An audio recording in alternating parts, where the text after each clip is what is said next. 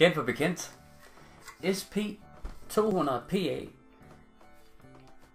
minder meget om en anden højttaler enhed.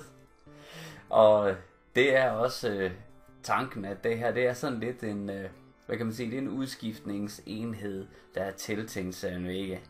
Det er nok en af de højttaler, hvor der bliver det højttalermærke, der får brændt flest enheder af i markedet.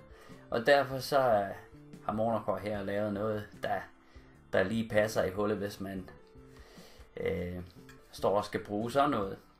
Den her på 91 dB's følsomhed, det er jo en lille sag, og på 200 watt musik, 100 watt vedvarende, 8 ohm.